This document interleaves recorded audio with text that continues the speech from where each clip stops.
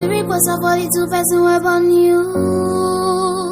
I never won. Try lose you, try them up on me. Well. But why is South Africa afraid of African unity? Oh my gosh. Why do these South Africans think that when we say we need to unite African unity, why do they think we're talking about open borders? I am born in South Africa. I am South African. But the fact that my people are just saying, no, stay away from us. We don't want to be part of Africa then if it's going to be united. Keep them out. Who is them? It's ridiculous. But Aline, are you okay with Zimbabweans coming next? Nigerians? Why not? Okay, you're a smart one. Yeah. But they think when we say Africa unite, it means let's just be able to just walk into anyway and without being documented. That's what they think. Every country in the world, they are bad and good people from each country. South Africans are out here saying if it becomes a borderless continent, if people are able to just come here, visa on arrival, they will all flock down here. They'll all flock down here. That's what South Africa thinks. Because their infrastructure is better than all the other countries in People Africa. don't give a crap about infrastructure. You know how many Africans fly over to Dubai or even to Europe and then they go back to Africa? The infrastructures are great up there. They're not necessarily out here migrating completely. You understand what I'm saying? Yeah, I get a lot of people want to go back and live in their own country. Yeah. Look, you'll feel no need to migrate, to leave your own homeland and go and live completely permanently somewhere else if you know that you can always go there anytime and come back home. Yeah, exactly. It's the restriction that gives people idea and makes them think twice about going back. If there's no freaking restriction, I'll be back, man. It's been good. I miss my hometown. Yeah, You see what I'm saying? it's true. Yes, let me set some businesses here. I'm going home, man. I'm coming back. It can never be sustainable to say all people who are poor in their respective countries, let them flock to South Africa. Because our idea of African unity as the ATM is that there must be peace and prosperity in all corners of Africa. It can't be that the idea of African unity means everyone must come to South Africa, whereas South Africa is struggling to cater for its own citizens. There must be peace and prosperity in Sudan, in Ethiopia, in Ghana, in all corners, so that people do not get an unfortunate situation whereby they need to try to swim towards Europe because they can't get a better life in their own countries.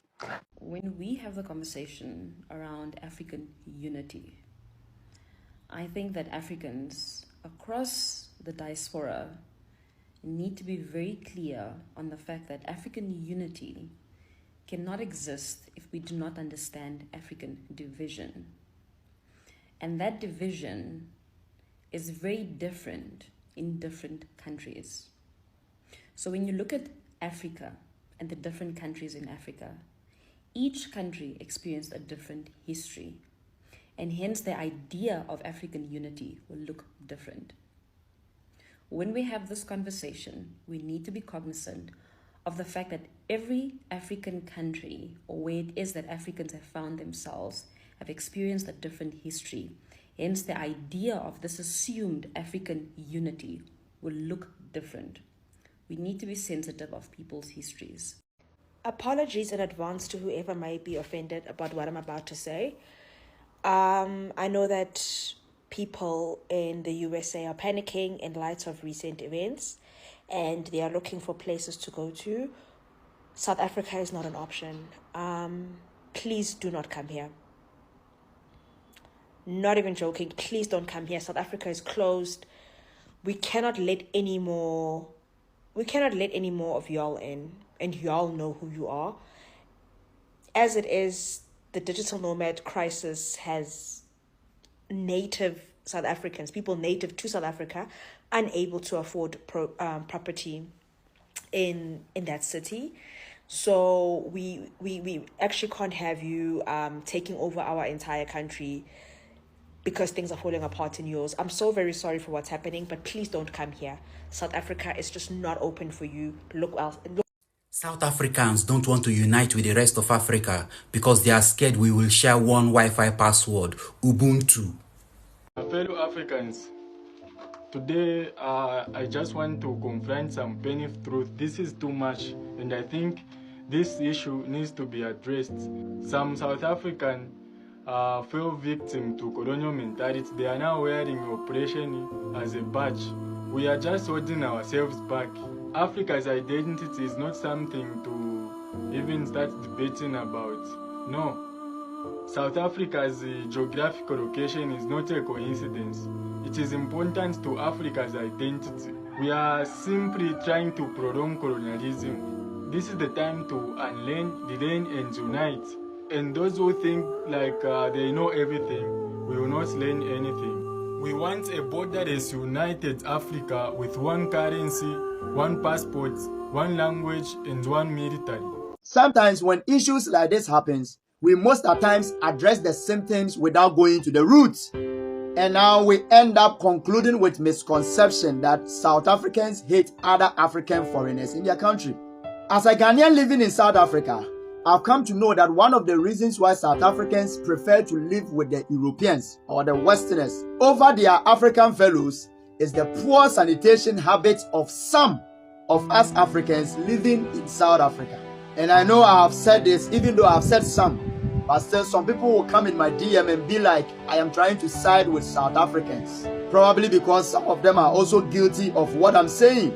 But it still doesn't change the fact that no matter how borderless and united we are hoping for Africa to be, we are still foreigners living in another person's country. And so we are not above the law and order of that country. Oh yeah, the fact that you don't believe in gravity doesn't mean that gravity doesn't exist. Once you jump up, you will definitely come down. So far as you don't own an ID of that country, it means that you are not a citizen. You are a foreigner. You are a visitor. And so we must act as such and abide by the laws and order of the household we came visiting. Because the attitude and habit of some of us African foreigners in the places where we are occupying here in South Africa with regards to sanitation, poor sanitation, is not. And now when you go to places where these Western foreigners are occupying here in South Africa, you will know for yourself whether they are destroying the place or they are improving the surroundings. But let's be sincere to ourselves. Now, will you welcome and live with a visitor who doesn't add any value of good sanitation to the surroundings of your house and your country? If you are a landlord or a landlady, will you rent your house out to a person you know by record that they are messy and they have bad sanitation habits? Let's be sincere. I know that it is not all of us African foreigners living in South Africa that are messy and are of poor sanitation habits. Definitely no. I can't even say that. Moreover, I am also a foreigner living here in this country, and so it wouldn't even make sense. There are some of us who are very clean and law-abiding, but sometimes when one onion gets rotten, it affects the rest of the onions in the sack. And so, in this case, the citizens of South Africa are using preventive measures by any means possible to save their country. Because they know that that is all they have got. Why? Because they don't know the attitude and character of those who are wanting to come and then live here. And because the human head is not like any fruit that you can just cut and see what is inside. Now, the record, character and attitude of some of us who are living here already has become the basics of trust in this regard. And sometimes when we talk about this and try to call incompetence to order, some people are so allergic to the truth that they now begin to use the sentiment of Pan-Africanism to gain position. Of course, yes, we are all striving for one Africa, but we must first face our bad attitude as African citizens first. If you can't fix it, then you must leave it there in your country before you even apply for visa. Because poor sanitation habits can have severe consequences on the environment, public health, and then community relationship if our concept of Africa becoming one at all costs is to ignore the fact that the innocent will suffer sicknesses and diseases like cholera, typhoid, and diarrhea, and etc., then it is not unity at its best. And these sicknesses and diseases are found mostly in places where African foreigners are occupying here in this country. Sometimes we look at the beauty and sanity of places like America, Dubai, Malaysia, Singapore, and etc., and we wish that our countries are also like that.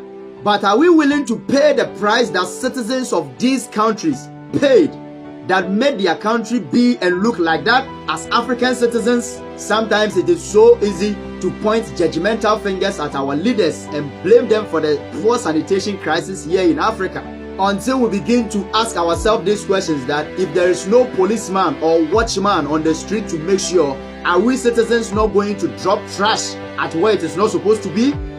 Are we not going to urinate and dump trash where they are not supposed to be when no policeman or watchman is standing there to make sure?